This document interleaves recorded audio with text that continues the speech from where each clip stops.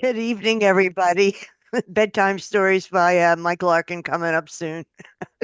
Welcome to Lethal Sales. So happy you could be here. The topic tonight is I'm going to read you the topic tonight. It's Stellantis has recently been restructuring their vast empire of automotive brands, and that has resulted in several popular styles ending up on the chopping block. While this has been painful for some of us, others feel that the changing taste of the American consumer make these moves make sense. So that's what we're going to be discussing. And I guess we're going to start with Tony. Geez, I'm curious to hear what models are getting axed besides the entire Chrysler lineup. That and I don't know that they've released specifics, but I'm just reading some updates here. Maserati, Jeep, and Dodge have been the biggest losers in the group. And It's kind Really? of mind blowing, Jeff, if they lost Jeep. I mean, you talk about Yeah, a staple forever of a brand. yeah. think I that haven't would be kept up with likely. them, but I thought Jeep products were pretty hot. I haven't really kept up with them, but did they die on the vine altogether? they're getting rid of the Chrysler 300, the Dodge Oh, wow. Challenger, the Jeep Cherokee, the Dodge Charger, and the Jeep Renegade. Kind of hard to believe the Jeep Cherokee, isn't it? Well, Well, it's I interesting because a lot of manufacturers have gotten bigger on their SUVs, like the Grand Cherokee, the Grand Highlander. I think the Explorer's gotten bigger. I don't know if that segment is as hot as it once was because of the larger ones. Well, I think Grand Cherokee, they overshot the runway. Yeah, way too expensive. You looked at that, Jeff, and no matter how much of a Jeep fan you are, that just didn't seem. Do you remember, Jeff, when Volkswagen had the Phaeton and they Oh, decided yeah. they would do a fancy Volkswagen? Just people looked at it and said, I don't get it and I don't want it. It takes a while to get to that level. It took Toyota when I was a kid and you were a kid. If you said built like a Japanese car, it was an insult. They built transistor radios and junky little cars, and then they got good, and then they came out with Lexus, which was a standard and accurate. Hyundai, I was a Hyundai dealer. They were considered horrible. Well, now that you get in a Genesis, it doesn't feel that much different than a top of the line BMW or Mercedes. But you have to be careful with how you present the product and how you price the product. And I honestly think there's some kind of disconnect with management and the dealers because you don't often run into a Chrysler dealer who's a friend or who they can't all have the same complaint and it's their fault. It's there's got to be, I believe, some kind of breakdown in the way they're merchandising the vehicles, the way they're what they're presenting to the dealers, because it seems like where they were really hot a couple years ago, they really seem to be struggling on all product lines. Hmm. Well, it's funny, Larry, you mentioned those Hondas and Toyotas, which, were not considered good cars. There's probably still a lot of those running around from when we were kids, still on the Yeah, road. yeah. Yeah, Like the But if 70 yeah. you refrigerators. listen, you can't beat up the longevity of some of these products. It'd be foolish. But think about how resilient Chrysler has been. I mean, I remember when Iacocca got in, and he was astonished at how bad the product was being managed on a dealer level. How many cars were quote unquote reported but weren't sold, and how many quality products there were. And if you remember, he had to borrow money, which he did from the government, paid it back ahead of time, came up with the minivan. It's just really strange to see a product that's been such a staple in America for so long, be wobbling like this. And I generally tend to think that it's more the manufacturer than anything else. If you guys all remember that General Motors had a problem a while back where every product looked the same. I don't care how much of a car aficionado you are, you couldn't tell one from the other. Tony, you remember when we were kids? Remember in the '70s My gosh. If you saw a car coming down the street a block away, you could tell whether it was a Cutlass, a Right. Monte Carlo, or a Grand Prix. Got to the point where you couldn't tell what was what. So when the In the 90s for manufacturer sure. doesn't give you the right product and doesn't market it the right way and help the dealers market it, it's really a tough climb. Well, and We I Yeah. think, haven't heard. Oh, go ahead, Jeff. I was going to say well, after I that. was Let's just hear going to from my say, buddy Mike. I think they lost their identity, because yeah, the minivan put them on the map, no question, and they owned that market for a long, long, long time. Then when that got soft, then they came out with the Ram, and then they put the Hemi in a couple of cars that only a few people wanted, including cops, I guess. But nobody wants a Chrysler car or a Dodge car, you know. And we talked one time ago about K cars. Remember those? Those were like rubber stamp, Yep. you The know. Reliance. Yep. Yep. But I think Yeah. they lost sight of what they wanted to be when they grew up, and now they don't know. Yeah. Well, think about too the incredible changes we've seen them go through. I mean, you've got a lineage through Henry Ford and Henry Ford Jr. and how Edsel became, the son became almost a joke because of how bad the car launch was. Um, and some of the gyrations General Motors has been through, but they don't compare to Chrysler. Chrysler at one point was partnered up with Mercedes. Remember Daimler Benz? And then Sergio Marchionne got in and took it in a whole different direction. So for a company that forever was the third largest manufacturer in this country behind General Motors and Ford, you're right, Jeff. They just seem to have completely lost their way into what they're trying to build, how they're trying to market it. And you always have a problem when there's a disconnect between the manufacturer and the dealers. There's always got to be some kind of situation where you feel like you're working together. Now, there's always going to be push-pull, right? We all know the manufacturer's answer to everything is take more cars, and the dealer's like, well, I need to sell the cars I have or have the right incentives or get the right products. But there generally has to be some kind of rowing in the right direction. And then I think you're right. They've kind of lost their way. Michael, what's your Chrysler opinion from Scenic, Connecticut?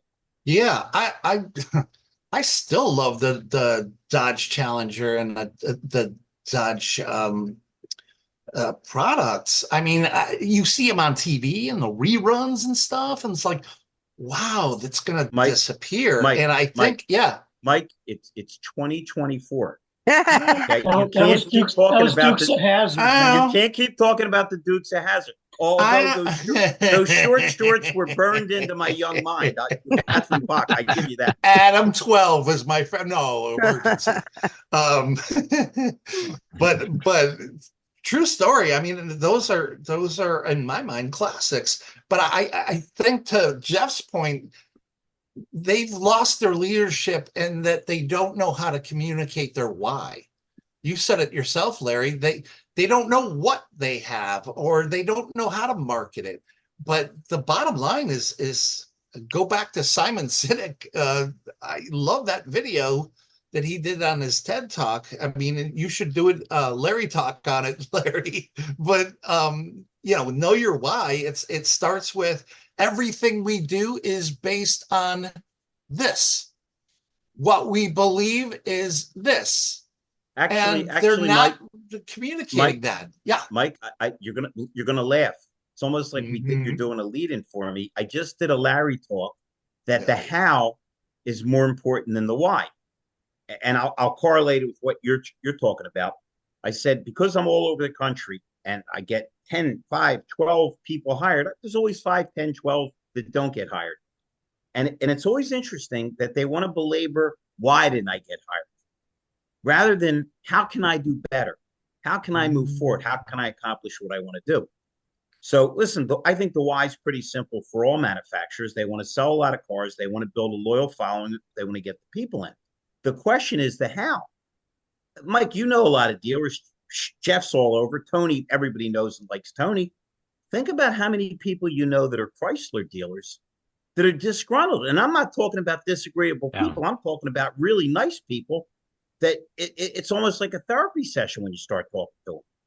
So once again, when you have a huge disconnect from the dealers, when the dealers feel the manufacturer's not sympathetic and empathetic, for a long period of time, it's damaging. Now, in the real world, almost every dealer group at some point feels the OEM is not empathetic and sympathetic. Uh, I was a Hyundai dealer, and I swear to you, every 6 months it was like, oh, this sucks. Kia's getting all the good product and the good deals, and then for 6 months, Kia was moaning, Hyundai got them. So I understand the idea that everybody's going to be disgruntled once in a while, right? They didn't build enough units with navigation. Everybody wants the 6-cylinder wide, you built the 4-cylinder. But when you just see a general malaise, when you just see enough people saying, I can't sell the cars, I can't market the cars, and I just don't feel like the dealer, the OEM has my back, I think that's really a treacherous situation. We all want to feel that it's a win-win. And I think when that's removed, you have a problem. Tony, you work with Toyota, right? Yep. Yep. Okay. What Well, who what Toyota does best is they play the long game on every model, and they're Yep. not constantly deviating from their plan and chasing the market. They're making the market. And can I ask you a question, Tony, to hammer home my point? You've Yeah. probably met a ton of Toyota dealers. You never meet an unhappy one. You just No, don't find no. somebody going, those sons, I can't believe what they did. But again, with Chrysler, I know some pretty agreeable guys that are really feel like their back is up against the wall. Yeah. Well, you know Ron. I mean, he's a Ron great Boss and I guy. are best buddies. Yep. Yeah, great guy. And he's not happy, Well, it's you worse than know. you think because he called the suicide prevention hotline. And when the guy found out that he sells Chryslers, he put him on hold. It's very sad. Tragic circumstance. Well, I Let me think get the, that was back to you. that was AI that put him off. Yeah. oh, Stella, Even AI didn't want to help him. I you love know, it. So I put uh, an article, two articles actually in chat. The second one seems to say, and it does say, that when Stellantis, who has 14 brands, bought them, they committed to the 10-year long haul, uh, holding on to them, seeing how it goes. And it didn't take them but a few months to say, well, no, we lost too much money on these 5 models, and they're going out. Rhonda, when Yeah. when you hear we have a long other than Toyota, we have a Mhm. long-term plan. It's like when they husband and wife kiss, and now pronounce you man and wife, and they're going to love, cherish each other, sickness and health forever. And half the marriages end in divorce. I rest my damn case. Yeah. Yeah. you Well, know, I mean, the point is they were blaming the owner. They're not, the owner of these 14 brands, their inability to do anything with those all 14 brands, and it's kind of like I'm going to pick my favorite kids. and to Tony's point about Toyota playing the long game, do you know how many EVs that Stellantis makes or Dodge Chrysler? One. Yeah. They only have one, and it's a Charger Daytona. I mean, now they probably sat for 5 minutes and said, "Oh, look, man, Toyota's pulling back on EVs." Well, Toyota said, "Yeah, we're going to slow down on EVs, but we're going to put more focus on hybrids Hybrids, Hybrid. exactly because right. we think that's the bridge." But who thinks of Chrysler or Dodge when you think hybrid? Ford, yeah, I would expect them to have it. Toyota, no doubt. These, all the Japanese brands for sure. But nobody thinks about, American cars, maybe Buick and, maybe Lincoln, maybe But your, who would you really trust Chrysler with high technology? I mean, that's the question. Do you trust them with technology? And the hybrid is high technology. I mean, I don't trust them with a conventional transmission. It's been around for the beginning of cars. Sorry to say. I mean, I just don't think the brands are trustworthy. And when I say that, I mean quality, resale value, reputation of the company. Um, I just don't think they're trustworthy in those ways. Not that they're dishonest. You just can't trust where they're going to be next year, what they're going to offer next year, how they're going to back up the dealers next year. Are they going to take care of the customers next year? I think that's the problem. Can the consumer listen, and can the dealer body trust them? we started off talking about the Cherokee. I mean, do you guys remember what the list price was on these well-loaded Cherokees? It was insane. 110 grand. I mean, no disrespect. And I happen to respect all the manufacturers, and I know a lot of Chrysler dealers and my buddies. But when I think of $110,000, I'm really not thinking of a Chrysler. And that's not a knock. It's just the way we think about things, and the way I mean, if you said, Larry, what do you think about the Chrysler line? I would say it's a high performance line. It's for people that, man, they love that roaring sound, the muffler sound, like and it's fast and it's powerful. And the Jeep is something you take through the woods and through the streams. So if you take something that's the everyman vehicle that you just perceive as going into any condition, and you could throw the family and you could throw an army unit in and make it $110,000, it just kind of seems like, listen, Jeff, if we hung out, we got a steak. But the only reason, other than that I love you and your son, that we got steaks, is there was no Five Guys, okay? Rhonda laughs because anytime I propose a business meeting, she goes, which Five Guys are we going to? But if we went to Five Guys, even though their hamburgers are delicious, and it was $73, I turned to Rhonda and say, that's more than a steak at Ruth Chris. It doesn't make sense. So once again, even if your product is good, how are you marketing it? How are you approaching people? And Tony, if you had any political science courses, the first thing that the teacher likes to say to get the provocation going is, if a tree falls in an empty forest, does it make any noise? Somebody always raises their hand and says it does. And the teacher loves to say, how do you know if nobody's there to see it? So when you become a tree falling in an empty forest, when you're trying to sell a product without a wide mass desire, I think you're in trouble. It works for Rolls-Royce. It works for Bentley. They don't expect to sell a ton of cars because they're so expensive. And they build such a huge profit in that it makes sense for them. But with an everyman car, if it's not reliable, like he says, if it's not price worthy, like Jeff pointed out, I think you're in a situation where you're trying to figure out what to sell a product that the manufacturer may have helped you make unsaleable.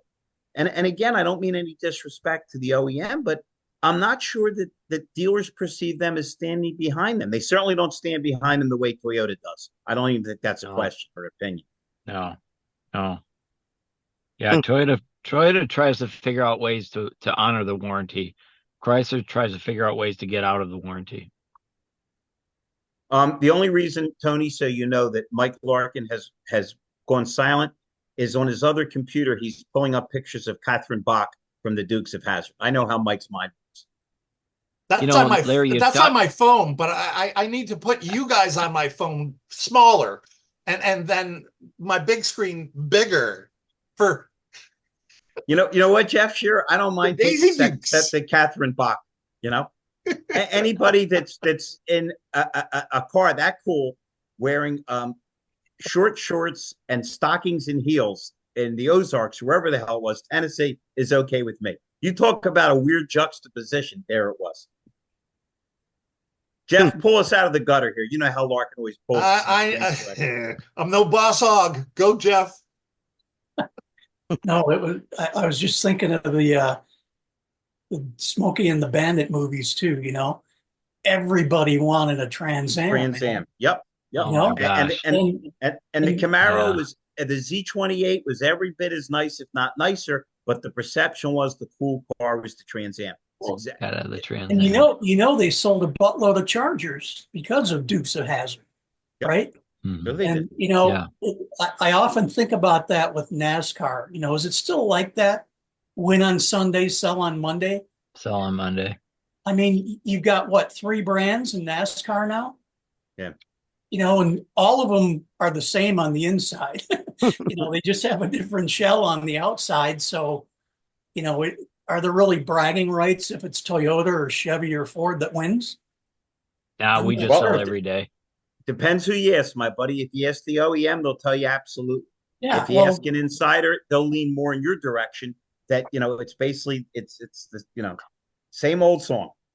So since we're talking about movies, I keep thinking about My Cousin Vinny, where Marissa Tomei makes the comparison by all the cars that look alike but aren't quite exactly alike. And when was that? The 90s? classic. Yeah. Yep. Yeah, yeah, early Mike 90s. Mike You know, Larkin, you talk about you didn't know Chrysler. there'd be this many tantalizing female discussions, did you? You got Marissa Tomei, you got Catherine Bach. I think Mike's going to tune in regularly from here on it. Larry, I got a question for you. What is a Ute? Isn't that the nickname of one of the football teams? UTE. Oh, Yeah, I I think thought it was it's the I thought it was Utah a young Utes. person. Yeah. No, this too is from My Cousin Vinny, a Ute. You got it, Ron. Yeah. It's a young person, A young person, A yeah. Ute. a Okay. Ute. My kids go to Ute group. Yeah. Yeah. Yeah.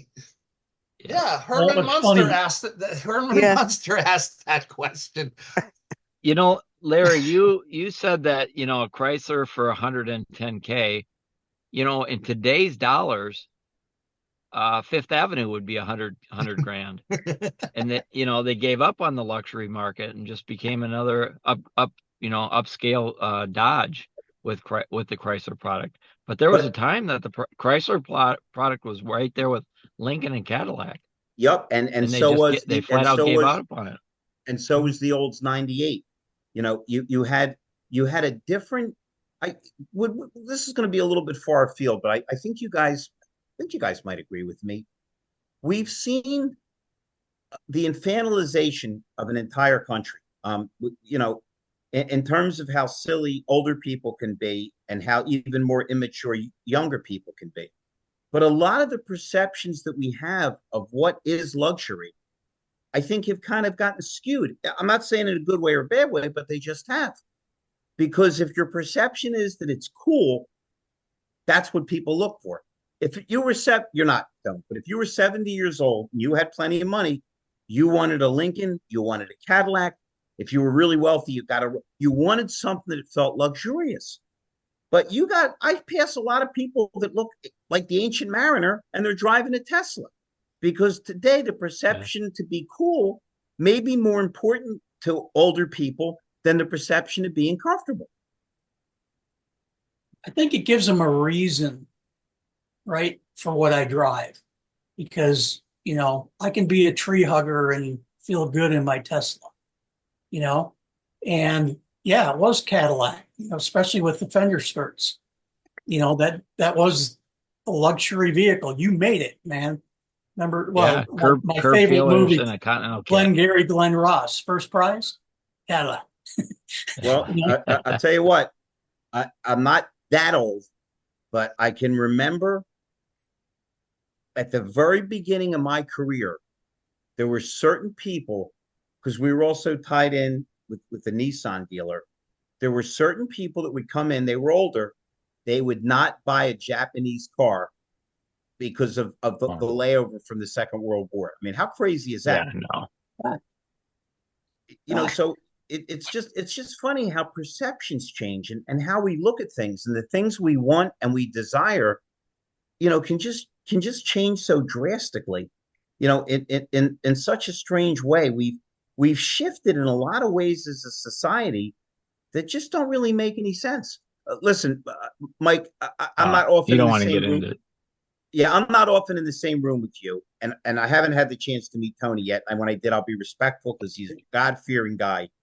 But We met. We Jeff met at Shearer will tell you. last year, buddy. Yeah, there's pictures No. of you But and I didn't get a chance. I didn't get a chance to unload like I did with Jeff Shearer because when Jeff Shearer and I were with his son, I told about 19 dirty jokes that were so good that people spontaneously combusted. Okay, but I got to tell you, I'm real uncomfortable when I go to sporting events and people are throwing the F-bomb around and there's kids in the audience. So it's just our perception of the world, our perception of luxury, our perception of loyalty. Hey, brand loyalty, Jeff Shearer, doesn't mean a damn thing compared to the way it used to. I was a salesman. I would have guys, I mean, I sold from 88 to 2011. I'd have guys come in for 4 or 5 different cars. Now I only want a Cadillac. There were guys that only bought Chevy. Back then there was guys that would only buy a Chrysler. I bet you Tony still sees it because there's people that get hooked into Toyota or Honda and they're not looking to change.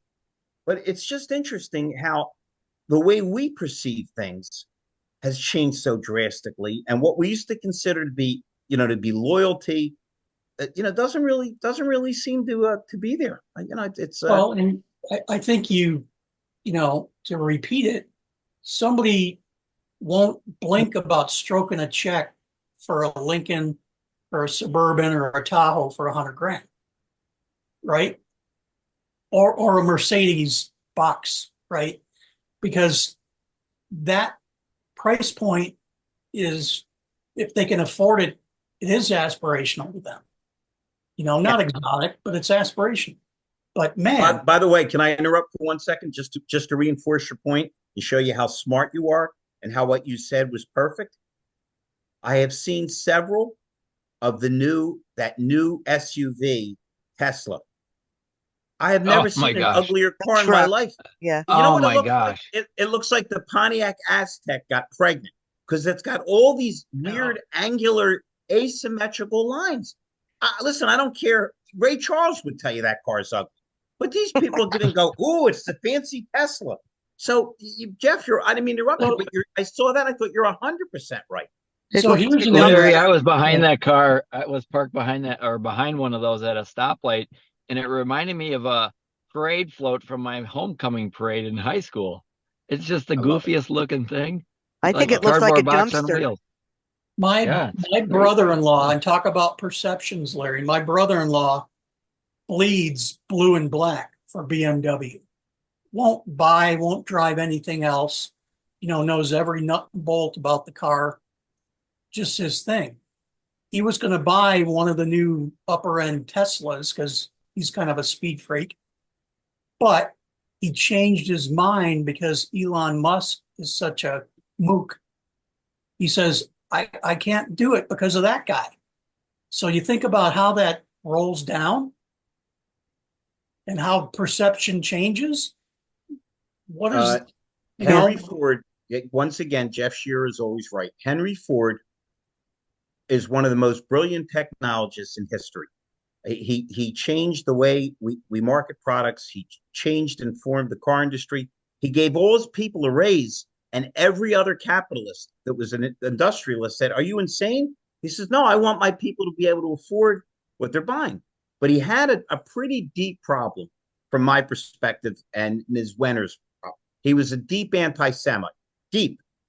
So what he did was he gave a Lincoln Continental to the mayor of Tel Aviv. And guess what? All of a sudden, Jews were like, "Yeah, he's driving a Lincoln. I guess I can drive a Lincoln." So, again, That the did not influence. work with my parents. No. I get it. But hi, Jason. Good to see you, my buddy. Good to see you. Unfortunately, you're a little late, so you missed Mike Larkin's obsession with Catherine Bach and Marissa Tomei. If you call him right after the show, he'll fill you in. It was pretty I dramatic. love Marissa Tomei. Good Yeah, night, but friends. See you next Jason, time. Jason, you can't beat those Take Daisy care, Tony. Dukes. Good seeing you. No, I mean my cousin Vinny is one of my favorite movies of all time. We were just talking about that. Oh my God, Marissa Tomei's got a spot in my heart. She's on my I'm allowed to list, I guess you would say. Oh, okay. Yeah, we were talking about the scene where she compares all the cars because she knows everything. Oh, she's brilliant, just like every other woman I know. That's right. Absolutely right. but one thing, and Jason, you'll pick up on it pretty quick, but we're really, the subject for tonight is how Stellantis is pooching the brands that are unprofitable and how perceptions have changed. Look at Buick, though, man. Buick's kind of reinvented themselves. Granted, smaller company, but they have some cool looking cars, SUVs. And I mean, they've survived, Chevy hasn't done a ton, Jeff, they're can you imagine 15 years ago anybody young considering a Buick? It was no, considered the ultimate never, old guy car. And never. now those SUVs look pretty cool. The Yeah. commercials are pretty cool. Yeah. So they've figured out how to survive and give customers something, that they want. I don't know a dealer, so I can't speak for how they feel, but I see one and I'm like, man, I would even consider that. And I'm not a GM guy at all, but it looks cool. And the same with Hyundai. I think Hyundai's, you know, they have good look. I'm not big on their quality and stuff, but they've got some cool stuff on the outside anyway. Their They've built a technology, attractive Jeff, product. they've taken leaps and bounds. Even with the non-Genesis crowd, their cars are pretty loaded up in terms of technology. And they are built. What they did was they would steal or buy everybody else's good technology. I remember they bought the airbag system from her. So anything that seemed to make sense, they grabbed it. At least they made the attempt for quality. Before you got on, Jason, Tony was commenting that the perception may not be there anymore with the quality of Chrysler, and that really hurts you. And then when you top that off with a $110,000 Jeep Cherokee, I compared it to the Volkswagen Fate. It just doesn't make any sense because somebody No, looking to spend it 110,000 is doesn't. thinking that. It doesn't. And then now, just today, they came out and recalled 130,000 Ram trucks. I mean, I had a guy come into the showroom today, speaking of this, that got his car appraised 2 weeks ago up north, and it was worth, for his truck, $42,000. Comes into my dealership because he just moved here from Massachusetts. And he's like, all right, what's my car worth? Well, sir, you have a stop sale recall on your car that I can't resell the vehicle. It's not worth 42 grand. I'm going to hit it at 35, 34. The value of that car dropped. And I don't know recall is going to be done. I don't know when the fix is going to be available. I don't even know if the car is going to be, it could be a month, 2 months. BMW just went through a massive recall that they had stop sales on all their SUVs for 2 months. We can't afford to have cars sit on the lot in age for 2 months in the current status of where the market is. You Right. just can't. It's not possible. It's not financially. Yeah. Jason, you're muted for some reason. There you Oh, go. sorry, I hit the button. Sorry. Yeah. So It was Mike Larkin. He's still Yeah. mad that he likes Marissa more than Catherine Bach. You know how Larkin is. He's from Connecticut. But I mean, if you have you couple that with these high prices and overaged inventory and no incentives and all these things that are going up against them, and now you have a possible lawsuit and slash strike with the UAW because of the Bellevue factory. You're not opening it up. They're claiming EV prices or EV cuts and market conditions is the reason why they're not dumping money. The UAW doesn't give a shit. Sorry, boss, swear jar. I thought we were on the wrong week. So the UAW doesn't care. And if you cause that strike, you're talking strike in of all aspects of the UAW for just Stellantis is what they're saying. The Stellantis people for the UAW are going to walk out. That could be detrimental to the brand, all the dealers that are open to them. It could be part shortages. There could be any number of different things that can apply to this entire thing. And then you have a recall of 130,000 Ram trucks. You have a recall of all these Jeep hybrids that are going out because of a fire risk. I mean, what car do they have that they can sell that is not on recall? The Dart? Yeah. How about if they look when you think of Chrysler and Dodge, you think of performance. How smart would it be if they sat in a room and said, "Let's come up with some kind of sedan, okay? We'll give it some kind of crazy turbo punch, so it doesn't have to be V8, so it'll still be good on gas. But man, you hit the gas and you go sideways, and let's really sit down and design something that's cool to look at. It's really supply and demand. If you don't give people what they want, you're in trouble. particularly with a line that's starting to stagnate a little bit, don't you think, Jay? Agreed. And I think Ford, it recently came out, and Ford is going to hit the nail on the head with this. Ford came out recently and said they are not going to go away from the Mustang brand, the V8 brand. They've come out and said that they are going to go back to their heritage of building a muscle car type vibe thing. Even recently coming out previously saying they were going to do all SUVs and all that stuff. I think with the failure of the Mach-E and where things are going, the public has spoken. Yep. The public wants that beefy, throaty V8. They want that car that's going to do haul ass and it's going to shake heads when you pull around at the car's coffee meet, things like that. But Jay, it's the problem with EV mandates. The people that love EVs love them. God bless them. But you can't force people. It's the same concept in reverse of prohibition. You can't drink liquor. All they did was make liquor more popular than ever. It's like telling a kid he can't do something.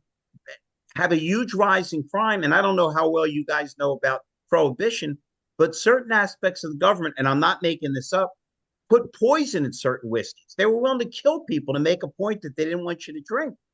So if you're not smart about addressing the people that are paying you, if you're not empathetic to the dealers and the dealers aren't empathetic to the customers, and there's no straight line of communication, and are willing to reverse yourself, I think you're in deep trouble. I mean, I'm not an OEM guy, but I think that the guys on this program in Rhonda, we could sit down and draw out a car that would look cool and figure a little bit, of a smaller motor so it's still gas conscious. You never know what's going to happen if Israel, knocks out Iran. You might have another gas thing where prices shoot up. But I just think there's solutions here. I mean, look at the Germans. Look at what the Germans have done. Audi, Mercedes-Benz, BMW. They have put out 4-cylinders, 6-cylinders with one turbo, twin turbos, and they are powerful motors. I mean, they are super powerful motors. And even though the naysayers of the AMG world dislike the new C63 with the electric and the gas 4-cylinder with the turbo, the car has chops. The car moves and it will get up and out of its own way. The new Corvette Zora, which isn't even out right now, it tested on the Nürburgring, has 2 of the electric motors from the electric Corvette with the Z06 motor. That thing is ball fast. That's cool. That's cool to me. Hey, but don't hey Rhonda, you mark it down, Rhonda. We've discovered Jason's ultimate fantasy is a date with Marissa Tomei when she picks him up in a gull-wing Mercedes. Let's go. Let's go. That's the end game. And that's why we can't see his video. Then he comes to a traffic light and has to get into a street race with an old Dodge Challenger with Mike Larkin and Catherine Bach in it. This could get pretty interesting, Jeff. Let's think about it. Like the Dodge Electric Charger or Challenger, whatever they're coming out with. Okay, that's a fad in my opinion. Listen, I sell EVs. Jason, wait a minute. How long have you been in the car business? 20 plus years. Okay. I can tell because we were just talking about 2 gorgeous women and you jump right back to an electric motor. There will be a therapy class right after this, Jason. Go ahead. Continue, please. You have this Dodge, Challenger, Charger, whatever it is. And then you have aftermarket companies like Corsa coming up with a aftermarket speaker box to go behind the vehicle to make you go, rum, rum, rum, rum. What the F are we doing? I mean, who the hell are we, Dodge? Where did you come from? Where did you lose your DNA? I mean, well, all kidding aside, Jason, I think we discussed the fact before you got on that look how many times they've been bounced around. It was Daimler Chrysler, and then Sergio Marchionne got a hold of them. And the whole Stellantis thing seems to be very, very befuddled as far as having a mission statement and a clear path. That's true. Agreed. I mean, it feels like they all belong in California having some sort of modification done. I mean, Stellantis doesn't know who they are. They don't know what they're offering. I mean, they have good quality brands underneath their umbrella. Peugeot is a great European brand. I mean, Peugeot is a great car as far as economy. It's great reliability for those that I know that own them and talk very highly of them. You got Maserati with all the heritage that comes behind that, even though it could be a dying brand. It's a very expensive hunk of junk, in my opinion, but whatever. You have the engineering and the capabilities within the umbrella to make cool stuff. You just don't do it. At this point, I think the way that they revive themselves is you got to bite the bullet. And I tell customers that have bad credit, they come in, whatever. I'm like, you got to bite the bullet with a high payment for a period of time. When you bite that bullet at the end of the light, at the end of the tunnel, a year from now, 2 years from now, you'll be able to recoup, refinance, get a car, get the car you want, whatever it would be. This is no different. You've got to bite the bullet, lose your behind now, get rid of the inventory you have, come out with some cool crap that people are going to buy, make it popular, and then reinvent yourself, reinvent the brand. Like we talked about, like Jeff just talked about Buick. Buick was trash. Yeah, it was Buick an old man's car. now, I mean, these designs that they have are very Audi-esque. Okay. The new small SUV they have is very reminiscent looking of a Q8, but smaller. They have very European type designs with them. And I think these American brands could take some cues from them as Hyundai and Kia have. I mean, if you look at what Hyundai was producing at the beginning, it was a copycat of a Lexus, Mercedes, and a BMW. Literally, And they're living, Jason, they're living proof that you can move forward, because we were a Hyundai dealer early on. And I'm telling you, you insulted people if you told them you wanted to get into a Hyundai. They got physically angry at you. And then all of a sudden, the Elantra came up with the 100,000-mile warranty and electric windows, and it was perceived as being a decent car. And then all of a sudden, people started taking it seriously. And then the Sonata started getting reviews. And if you guys are all aware, what started to make a difference with them is because they had resale. All of a sudden, they could have a competitive lease. Right. And but you got to be willing to take, like you said, bite the bullet, make some incremental changes. If it's the old thing, guys. If your navigation isn't set, you're just going to go in circles. And it kind of does seem like right now they're circling kind of aimlessly, which is a shame because I have so many buddies that are involved with Chrysler. You really want to see that. It's literally a ship at sea with no captain and no compass, just going around trying to find land somewhere. And I can tell you, the first company that comes out with a basic car that doesn't have the frills, that is an economist car that every man can afford and that every man, woman can buy, you're going to sell the shit out of it. You will. He doesn't get the curse strap for that. I said she. I almost let it slip. I didn't want to pay the buzz. I didn't want to put $1 in the car. What dollar? It's inflation. We're up to 5. Oh my gosh, no. Yeah. But you give me a basic car. I mean, for crying out loud, give me a car with roll-up windows right now and an AM/FM with Bluetooth and a backup camera, and watch how many of those cars sell. Because you can afford them.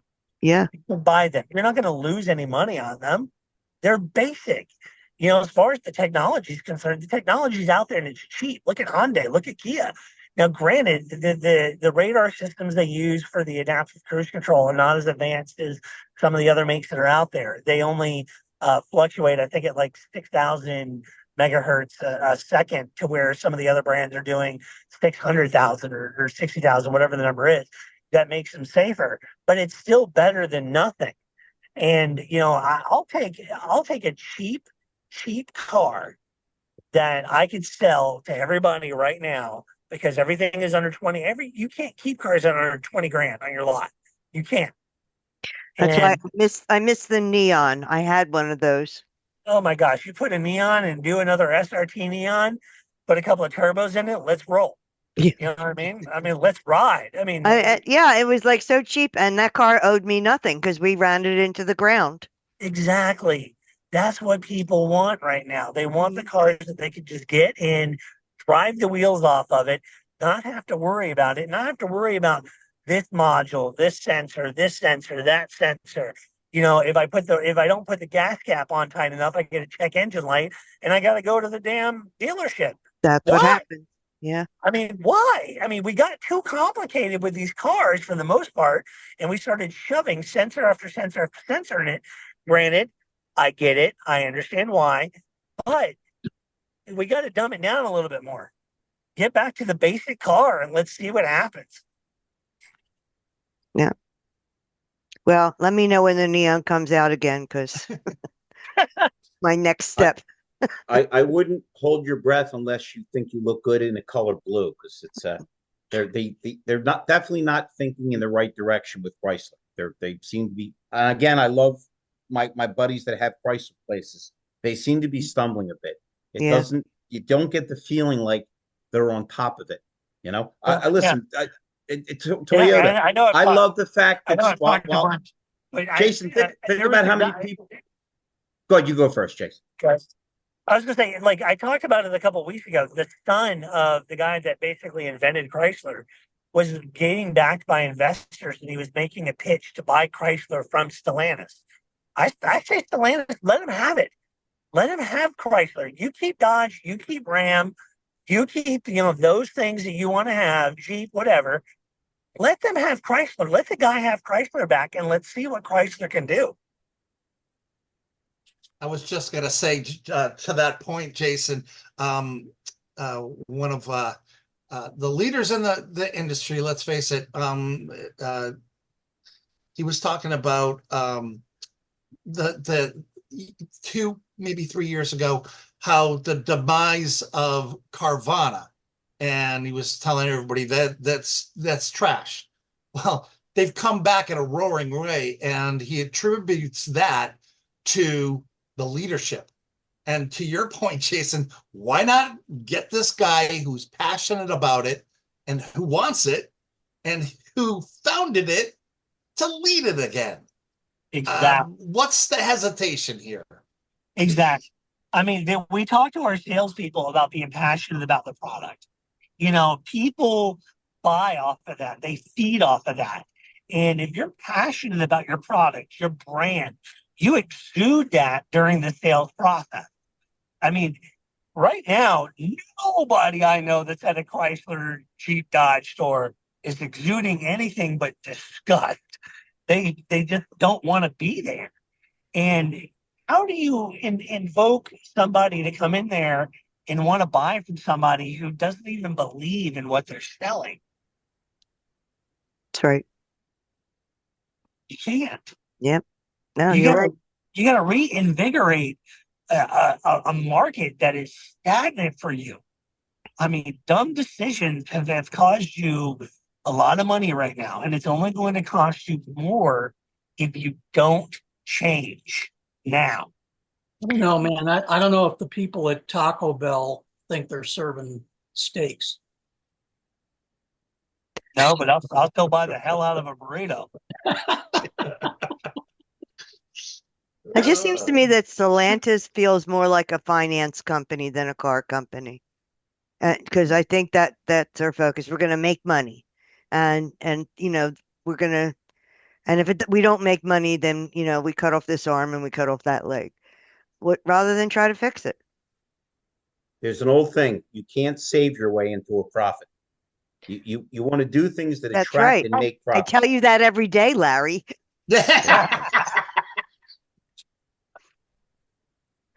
Well, I guess the question that comes up then, is it triage and more of a short-term focus, or what the hell are we doing for the next 2, 3, 5 years? Well, one, you got to have a plan. I mean, it's just like whenever you talk to a sales rep about where they see themselves, 3 years, 5 years from now, what's your 5-year plan? I mean, what's your business model? I mean, show me your business model for Stellantis. What do you have planned? I think if you went to the higher ups, the CEO, the CFO, and you asked them, what's your game plan for the next 3 years? I don't know. They don't have one. It's clear. It's evident. I mean, the letter that the CEO of America sent out to them was scalding. And God bless the guy for doing it. But at the same token, Stellantis has got nothing to say about it. They've done nothing really to open up the thought process and the ideas or to tell anybody whatever. I mean, at the end of the day, we've always been taught if you need help, if you can't figure it out, raise your hand and ask for help. This is the point where they need to ask for help. Yeah. There's plenty of management consultants out there and technicians who could probably help them a lot. You know? Absolutely. But is it help? I got a sore knee, or is it help? I've been shot. You know, there's different It levels. depends on how much longer it takes for them to act. But Yeah. but this industry has proven, Jeff, that you can come back from near death. This is before I got into the industry. I used to hear the horror stories from the older guys.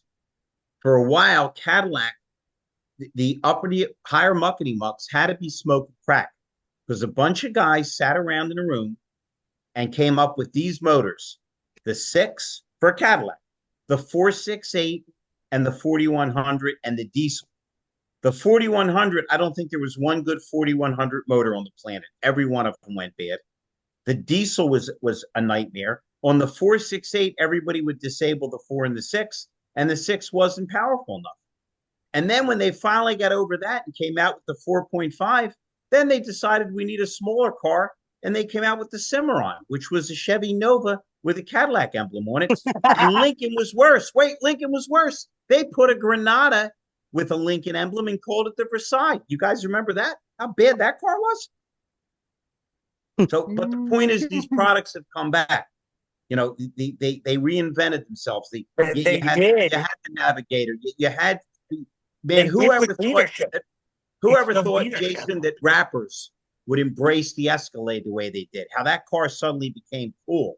Well, I can tell you, like the guy that used to run Audi, I've met him before. Audi of North America was Johan Denishin. Johan Denishin, I met when I was a young buck in this business. He came to the grand opening of Audi Jacksonville back when we built the store. And, I was fortunate to meet him, talk to him a little bit. The guy's brilliant. When he left Audi, one of the places he went to, he's back with Audi now, but he went to Cadillac. The resurgence of the Cadillac brand and the designing of where the cars are currently was all at the hand of the leadership of Johan Denishin. Makes With sense. the right leadership, you can set sail and you have a course of where you're going to be going. When you have a captain like Jack Sparrow who doesn't know where you're going and your compass doesn't point north, you're lost at sea, and that's Stellantis right now. So we've degenerated to the point where we've gotten away from Catherine Bach and Marissa Tomei to now we're at Amber Heard because we're talking about Johnny Depp. We got off the rails here somehow, Rhonda. Don't look at me. Although I did bring up Marissa Tomei. It's all right.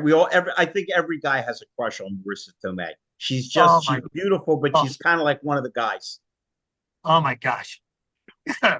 I just love that movie. It's just so much fun. Yep. Everybody in it. Yeah. Yep. I'm going to gracefully bow out. I have a Wednesday night meeting, but I like smaller groups like this sometimes. Yeah. Because we all get to talk, which Larry makes sure everybody does anyway, but we all get to talk more.